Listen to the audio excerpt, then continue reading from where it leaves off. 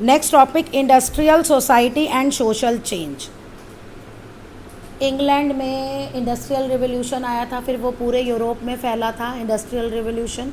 Industrial revolution में हुआ क्या था, फैक्ट्रीज़ में सामान बनने लग गया।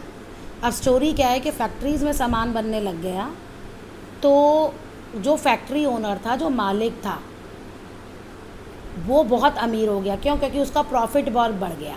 और नीचे जो वर्कर्स थे, काम करने वाले, उसको तो बस उसे मंथली सैलरी देनी थी। ये आज का भी सीन होता है। आज भी जो फैक्ट्री वाला मालिक है वो अमीर होता है, वर्कर्स को बस वो सैलरी देता है ना। तो बस डिफरेंस ये था कि आजकल ना इनकी लॉज, यूनियन बन गई हैं।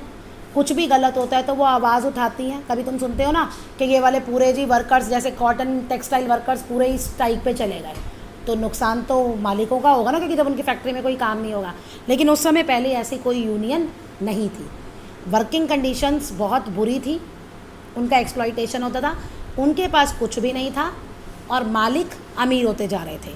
तो अब एक सोच आई कि भाई जो नीचे काम करने वाला है उसमें से कुछ लोग सोचने लगे काम तो हम कर रहे हैं और अमीर ये हो रहा है। तो यहाँ से स्टार्ट हुआ आपका industrial society and social change, socialism. Socialism means कि जो एक कमा रहा है ना, वो ना कमा के जो काम कर रहे हैं ना, वो प्रॉफिट सबका हो, सोसाइटी का हो।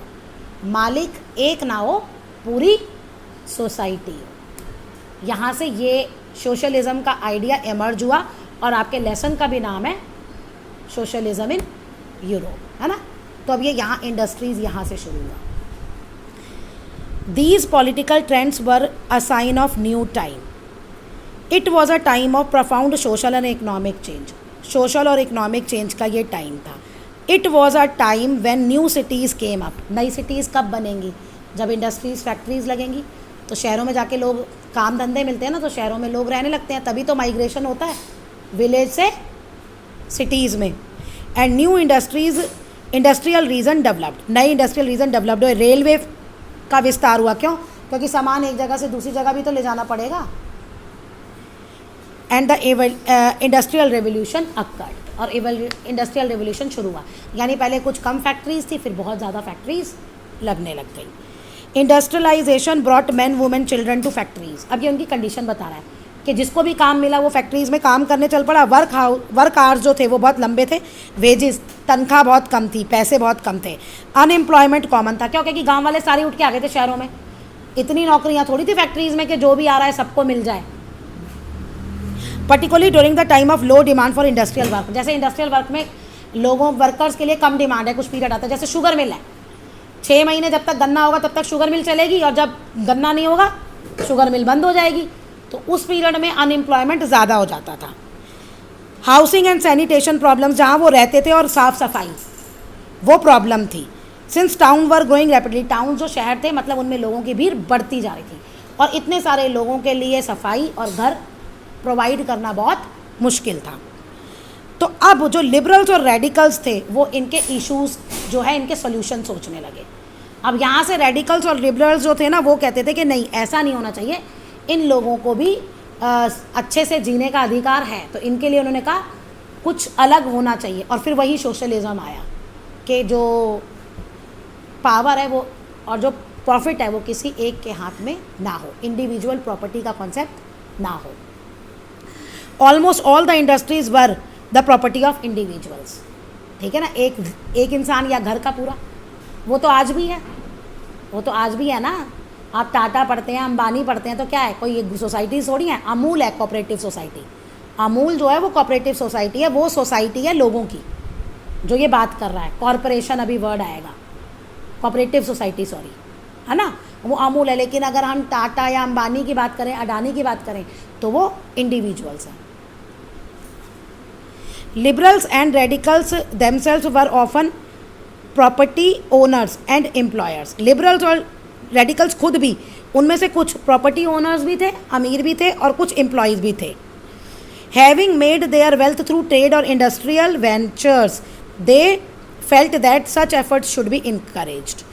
And its benefit would be reached if the workforce in the economy was healthy and citizens were educated. अब इसमें वो ये कहना चाह रहा है कि वो भी कुछ फैक्ट्रीज़ के मालिक थे लिबरल्स में, कुछ एम्प्लॉयज़ थे, लेकिन उन्होंने जो भी कमाया, जो भी पैसा उन्होंने बनाया, तो उन्होंने कहा कि जो नीचे वर्कर्स हैं इनके अच्छा करने के लिए लगाया जाए। अब क्वेश्चन ये है कि वो वर्कर्स का अच्छा क्यों करना चाहते थे?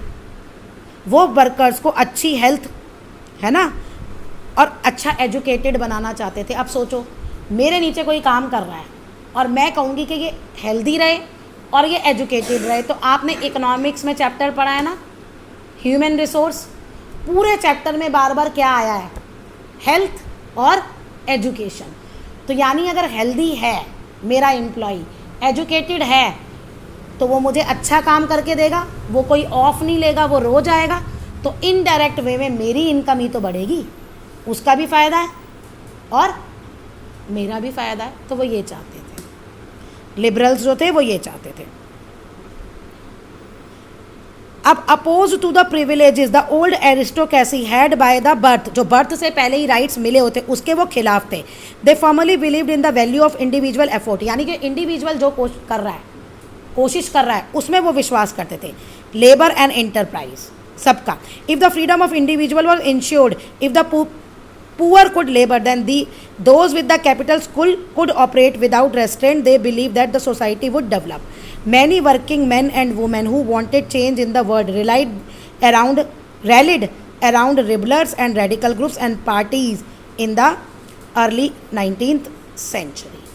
अब यहाँ पे ये कह रहा है कि अगर आप एम्प्लॉय हैं, आपको एक इंडिविजुअल फ्रीडम, यानी आप काम कर रहे हैं तो आप अपने मन से खुश होकर काम कर रहे हैं और आप अच्छा काम कर रहे हैं। जैसे अब ये ऐसे है, मेरे अंडर एम्प्लॉयज़ हैं, अब मैंने कहा कि ठीक है तुम्हारी सैलरी मंथ की इतनी है, तुम 5 बजे से 8 बजे तक काम करोगे, तो तुम्हें ऑनेस्टली काम करना है जब मैं तुम्हारे लिए इतनी सारी फैसिलिटीज़ दे रही हूँ। ये यहाँ पे थोड़ी सी इसकी बात हो रही है। प्लस मैंने एक और क्लॉज ऐड कर दिया कि दिन में मेरे को पता है कि 5 से मतलब जो भी आपके वर्किंग आ रहे हैं 6 घंटे के, उसमें अगर मान लो कि आप टेलर हो और आप कोई शर्ट स्टिच करते हो तो एक दिन में 10-20 टच स्टिच हो जाती है। भैया आपको इतना काम तो करना ही है, मैंने ये आपके कह दिया कि भैया इतना होगा, इतना तो आपको करना ही है, क्योंकि वर्कर्स इधर उधर ना देखे, क्योंकि इतना ईमानदार तो कोई भी नहीं होता। मैंने कहा तू अच्छे से काम करो और वो काम करे, ऐसा तो कोई भी नहीं होता, ठीक है ना। हमें एक ऊपर रखना पड़ता है कि कुछ कंट्रोल करने के लिए। तो मैंने तो कहा कि भैया 20 है।